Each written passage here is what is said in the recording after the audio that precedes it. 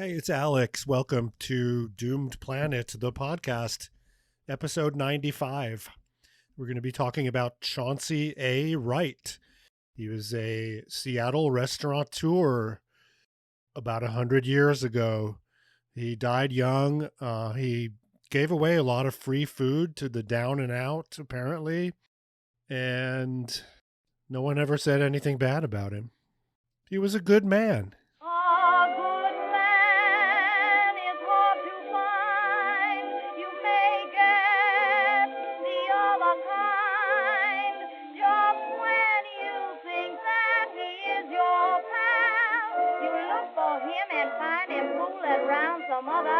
Chauncey A. Wright was born on August 8th, 1871 in Minnesota.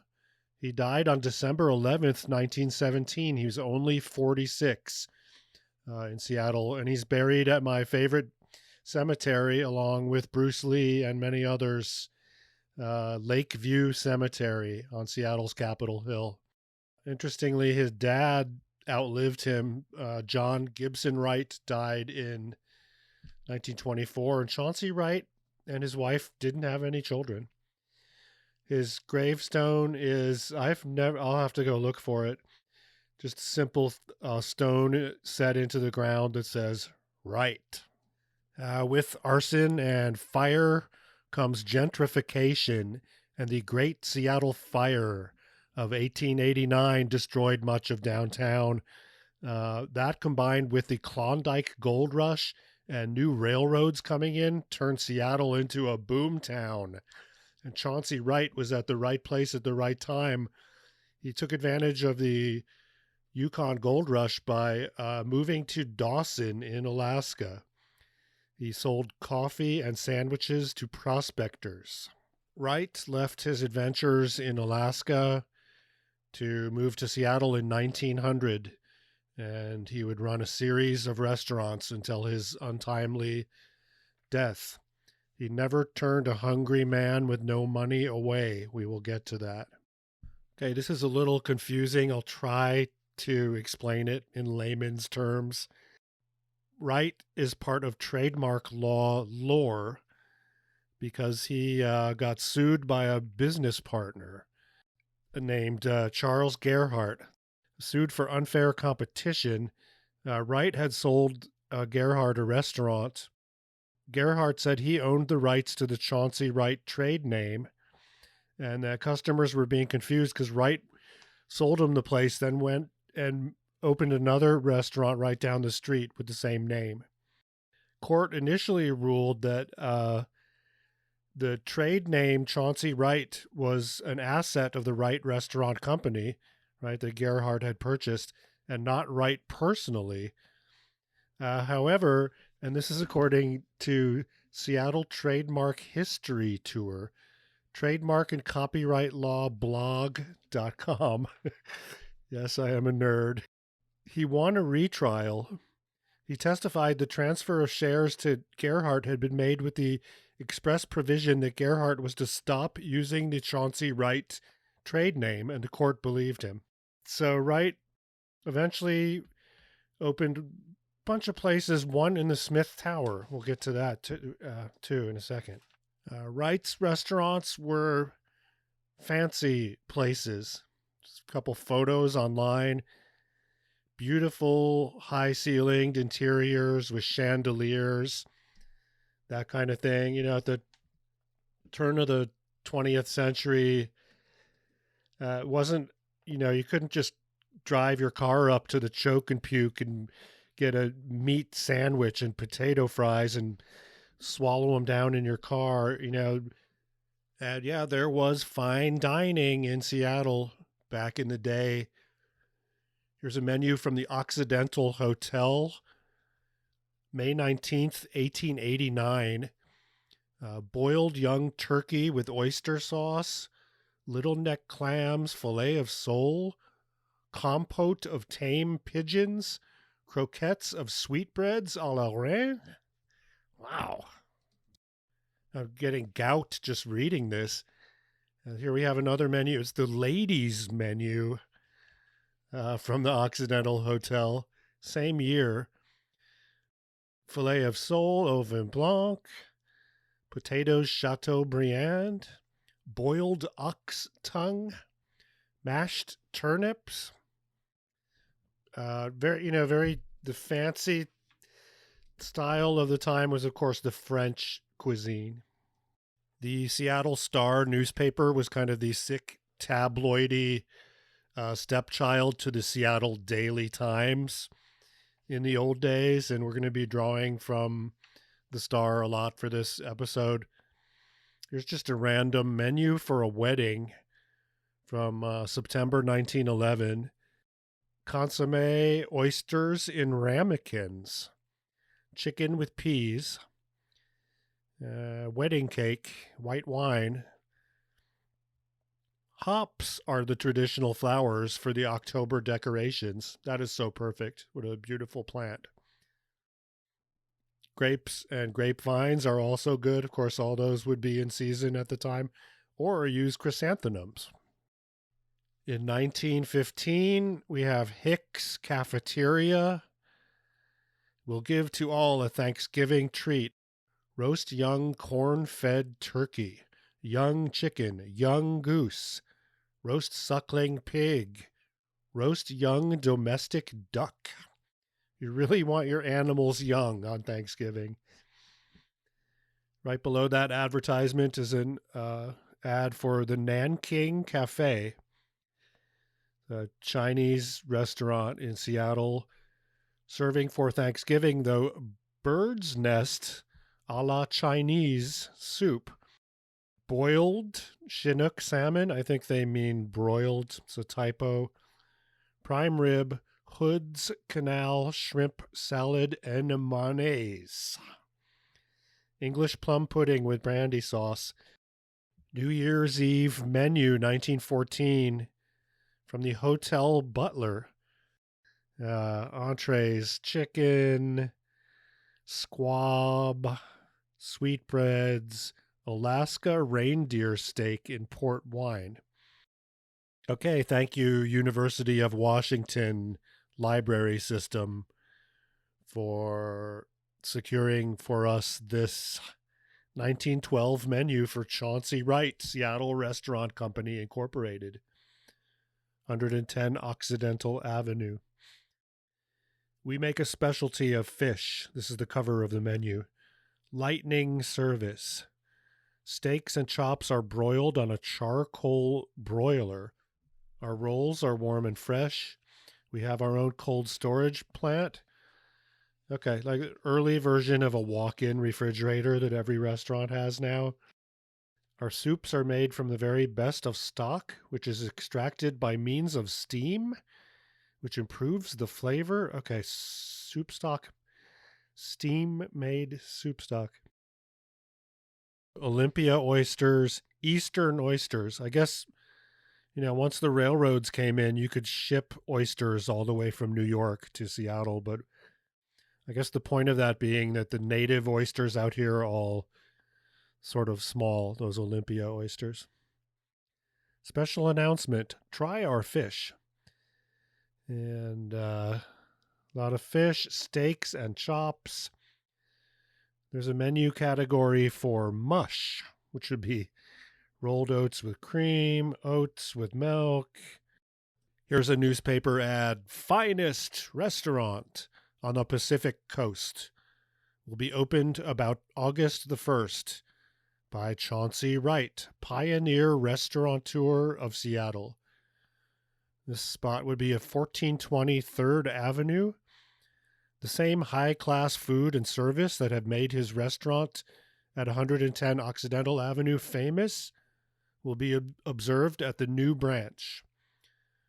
More than a third century spent catering to the people of Seattle and the Pacific Coast, from Los Angeles to Dawson, is Chauncey Wright's restaurant experience.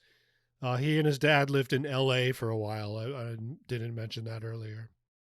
The best thing he has ever done is this new restaurant. Okay, so we're cruising along in Chauncey Wright's world. In 1909, his wife gets busted for speeding One of Seattle's 400 will be hailed, typo HALED, into a police court for exceeding automobile speed limit. I hate typos in headlines. Mrs. Chauncey Wright of Seattle and Mrs. Mary Keller of Puyallup were charged with exceeding the automobile speed limit on Pacific Avenue at a rate greatly in excess of 10 miles an hour over the limit. Wow, that doesn't seem that wild. Now, again, not everyone had a car in 1909. A car, this is a rich person's toy. And the Seattle 400 is a reference to lists I can't find easily, given the time of, the 400 richest or most powerful people in Seattle. If people who work in restaurants think their job is hard now, here from the Labor World in Duluth, Minnesota, June 18, 1910, finds it pays to work employee 8-hour shifts. Seattle. Chauncey Wright has the distinction of being the first restaurant man in Seattle running 8-hour shifts. He says he finds he can do so economically. There are 23 people in the employ of this popular caterer, all first class in their line of work. They are proud of the fact that they are pioneers in the 8-hour column of culinary employees. Wright would not go back to the 12-hour shift if the men wanted to, it is said. He's paying them to work 8 hours the same as he paid them to work 10, and it worked out for everybody. A successful Seattle restaurant guy is going to be a marketing and publicity guy, I think, not to be too cynical about this, but Mr. Wright was known as someone who's not going to turn you away if you come in and you're down and out and you say, "I'm sorry, sir, I have no money. I don't know what to do." He's going to feed you. At least that's the story. In the Day Book in Chicago, October 1st, 1912, great undercover gonzo journalism by Fred L. Boelt. Paid him to feed hungry bums, but not in cash. 3 days' growth of beard was on my face. My clothes were old and ragged. My collar was soiled. I turned into Chauncey Wright's restaurant at 110 Occidental Avenue in Seattle. I had been told that this man Wright never turns a hungry man away, and I wanted to know if Chauncey Wright, if it was true, and if true, I wanted to know why. Seeing a big, jovial-looking man in shirt sleeves, I took a chance on his being the proprietor. "Mr. Wright?" He nodded, his shrewd, kindly eyes taking stock of me. "I am hungry and I have no money," I said. Wright snapped his fingers and a waiter came. "Give this man what he wants," said the proprietor. I called for ham and eggs. When I had eaten, I introduced myself to Chauncey Wright. "Why did you give me a meal? I might have been a professional beggar, a bum, for all you knew." "Even bums get hungry," said Chauncey Wright. Of course, that's a term we don't use anymore, but it's familiar to me. In the 80s in New York City, we describe people like that, or people were described was they were not homeless people, they were bums. And that's sad, but luckily we have evolved. "This isn't good business," I objected. "You can't afford to feed all the down and outs." "Can't I?" he laughed. "Come with me." He showed me through the busy, crowded restaurant where he feeds 3,000 faces a day. He shoved me into a handsome touring car. Again, the Wright family, they like their fancy cars. And whirled me up a hill into a little side street. Maybe Capitol Hill, nice mansion up there.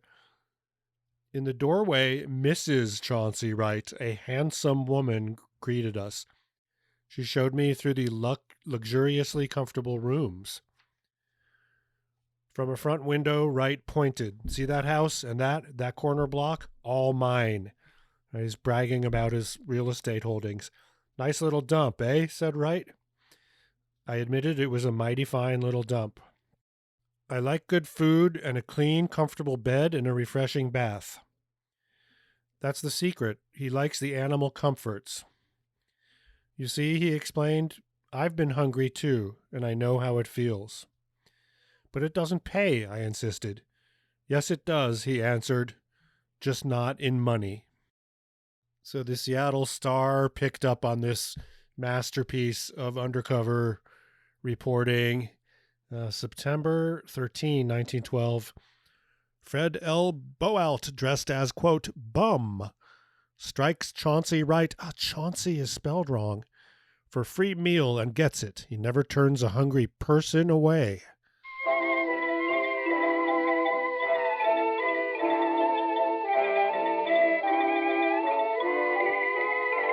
In 1912, this lawsuit with his former business partner, Gerhardt, was resolved. Chauncey Wright has a special advertising relationship with the Seattle Star. We know how that could somehow lead to favorable coverage, but can't find anything bad said about this guy. Here's another ad from the Star, 1914, where the multitude is fed. Chauncey writes, Occidental Avenue and 3rd Avenue. The new Chauncey Wright Restaurant is a replica of the famous Occidental Avenue eatery. An inspection of the 2 Wright establishments, where 6,000 are fed daily, is invited from the public. Both open 24 hours a day. 1915 in the Star, Wright sponsors 50 boys for the YMCA. I guess it costs money to join. Put me down for 50 boys, he said, but they've got to be poor as I was when I was a boy. There's a Chauncey Wright ad from 1917 that shows a replica of the health inspector's report on the restaurant. Our prices are somewhat higher because one must pay for high quality food, service, and sanitation. And there's this, it's sort of illegible, but there's a report card from the City of Seattle Division of Sanitation. And he scores a 99.9%. The super sensitive stomach, the senses of smell, sight, and taste center in the body's great organ, the stomach. Chauncey Wright, Seattle's leading restaurateur and baker, learned this great truth when he started in business. His 4 establishments, in 1917, he now has 4 places. This is like an early Seattle restaurant group. That's actually a common thing in American cities, is a handful of rich people will have a corporation that owns like 8 or 9 restaurants or something like that. On the same page is an ad for Shanghai Restaurants, 711 Pike Street. Our chop suey and noodles have become famous. In 1917, he wins his lawsuit against this Gerhardt guy who initially sued him. He had this verdict overturned because Wright claims that he told Gerhardt to change the name after he'd sold him the business. That was part of the arrangement. It's time to get ready for World War I. October 27, 1917, Chauncey Wright's restaurant employees raised $3,900 selling Liberty bonds. Right below that, Alexander Pantages, Seattle vaudeville magnate, has advanced his total Liberty bond investment to $120,000. Pantages is a great character. We can do an episode about him. Johnny, get your gun, get your gun, get your gun. Take it on the run, on the run, on the run. Hear them calling you and me, every son of liberty. Hurry right away, no delay, go today. Make your daddy glad to have had such a lad. Tell your sweetheart not to mind, to be proud, her boys in line. Luckily for Chauncey Wright, he's going to miss out on the first capitalist World War. It's ugly business. Seattle Star, December 11th, 1917. Chauncey Wright, Seattle's most famous restaurateur, dies of apoplectic stroke. Wright never turned hungry man away from his restaurants. Was man who worked and played hard. Also, the Seattle Star. He worked hard and he played hard. Many a time I've taken my life into my hands by going with him in his yellow racer. I knew he liked to drive fast cars, just like his wife. Apocryphal tales of his time in Alaska. He landed in Dawson broke one morning, and by noon had half an interest in a flourishing restaurant. And he sold eggs for $1. Sort of a snotty obituary in Caton's Weekly, obscure Seattle Weekly, December 15, 1917. Eminently successful men are the ones that we should hold up for emulation, and it matters not in what line of business they made a success. He who wrote The Good Die Young made no mistake when applied to Chauncey Wright, especially when viewed from a business standpoint. And restaurant owners were looked down upon. Like, if you're some waspy rich person, normally you would, be a banker or something like that. The Iditarod Pioneer of Alaska, January 19th, 1918. Famous restaurant man is dead. Chauncey Wright, age 45, owner of 4 restaurants in Seattle, died of neuritis. With his father, he conducted a roadhouse near Dawson in the early days of that famous Klondike camp. In 1921, his name was still being used. He was the sponsor of the Chauncey Wright basketball team of Seattle. From 1923 in the Star, restaurateur sued by wife. But wait, I thought Chauncey was dead. Well, no, Miss Annie Wright Johnston, widow of the late Chauncey Wright, Seattle restaurant man, filed suit for divorce from her husband, Samuel W. Johnston. Mrs. Johnston is the owner and manager of the L.C. Smith Building Restaurant. In addition to a divorce on the grounds of cruelty and drunkenness, she asks that the business partnership be dissolved, that John be compelled to turn over the stock he holds.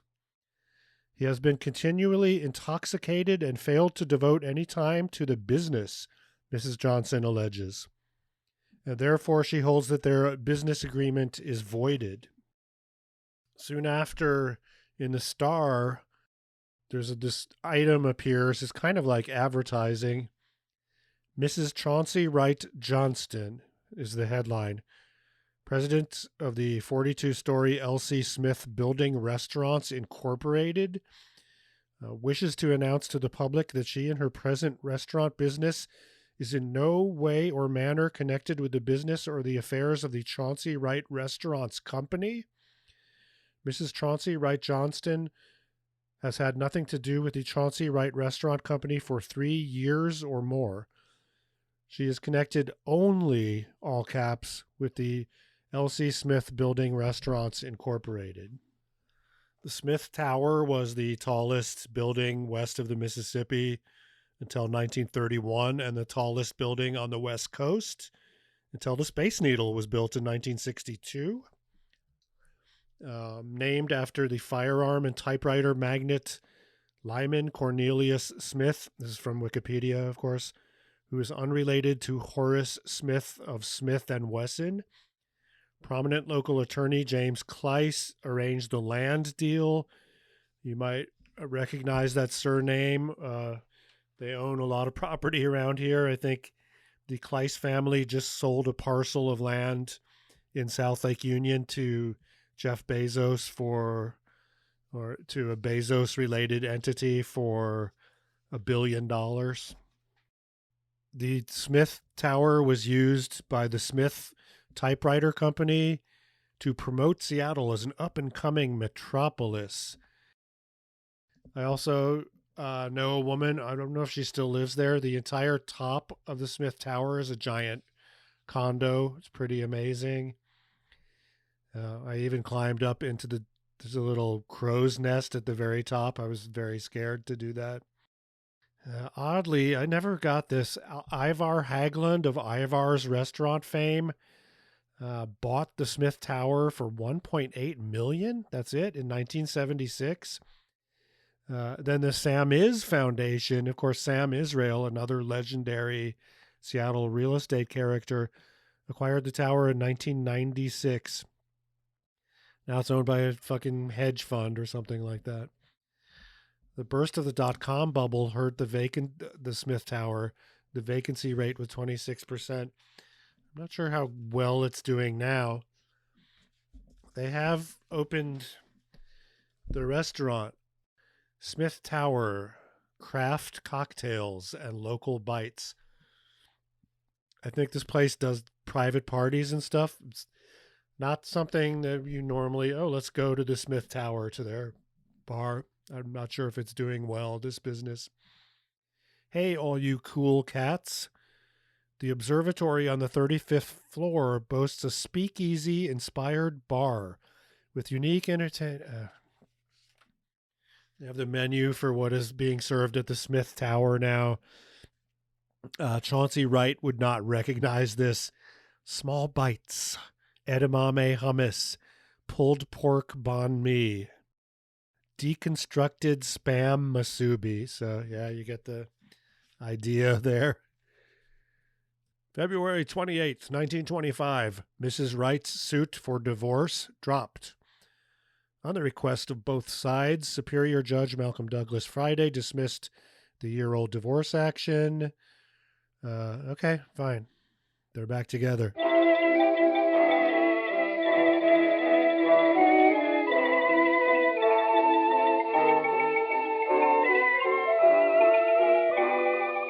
And a few years later, 1932,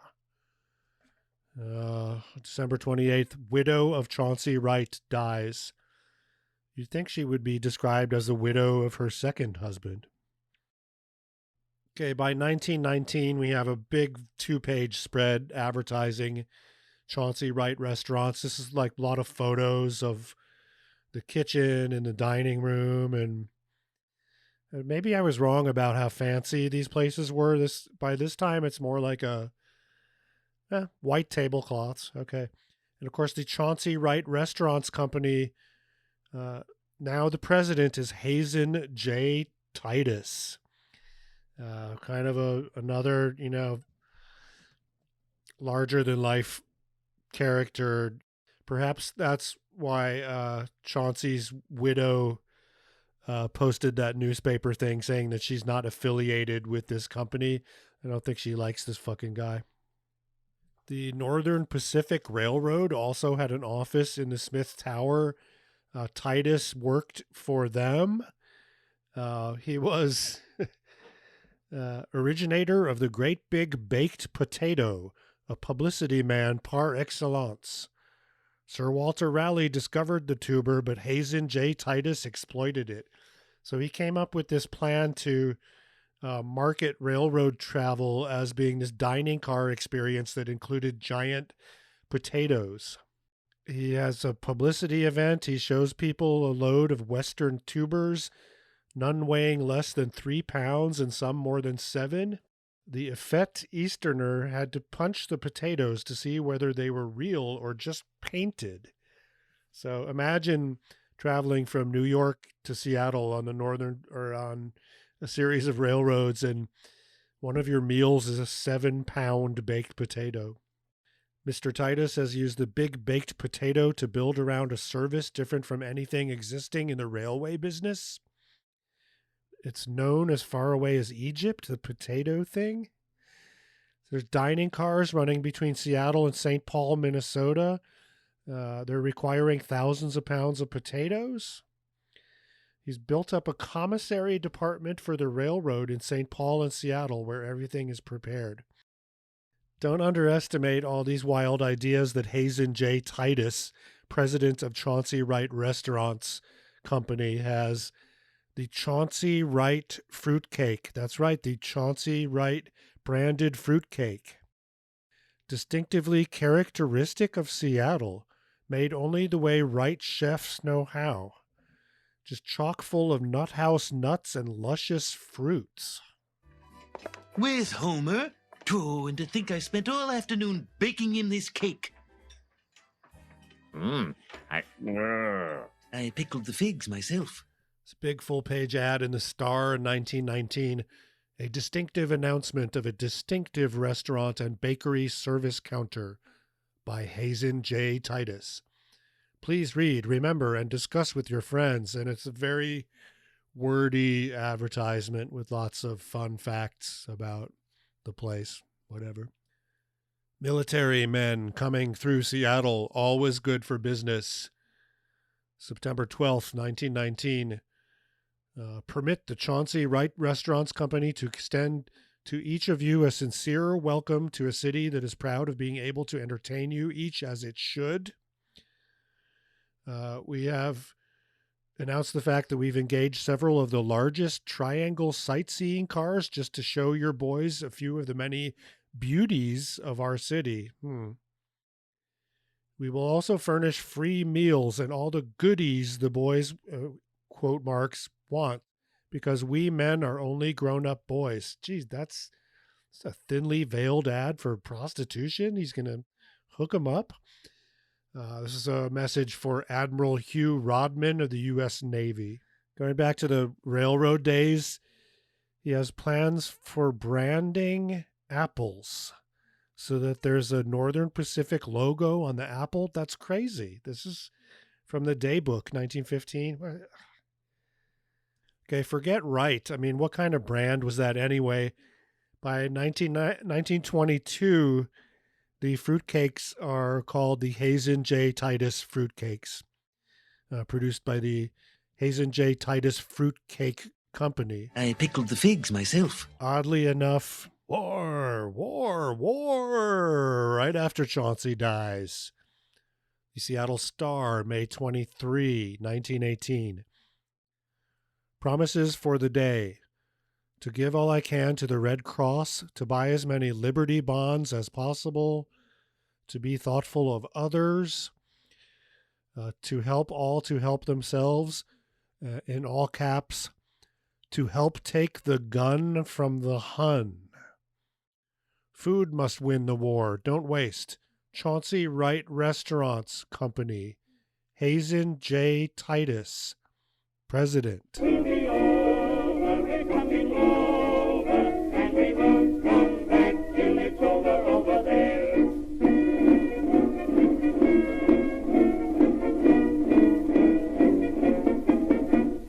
Okay, that's it. Chauncey Wright, early restaurateur in Seattle, creator of one of the Seattle's first restaurant groups. The people that own those places now are not good people, all of them, without getting too specific. But yeah, Chauncey Wright was a good guy. Too bad he died so young. And then you got this marketing guy, the potato guy, takes over the business, and there's no trace of it now. But I randomly dredged the newspaper archives, came up with this guy, and just went down the Chauncey Wright rabbit hole. Chauncey Wright, you avoided World War I, so as the only benefit of you dying young is to not have to witness that cataclysmic, atrocity-filled disaster. Doom Planet, the podcast. Supposed to be obituaries for the damned. I guess this is an obituary if you're doing a biography of someone that's no longer alive. Episode 95. Goodbye.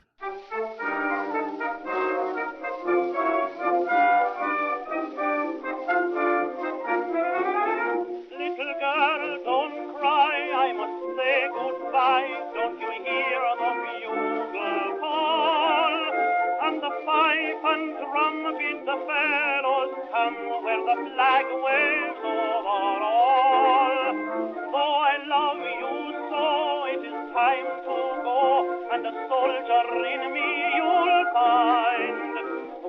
land or the sea, they need boys like me. You would not have me stay behind. 5, 6, 7, 8. Goodbye, this is the end of the song.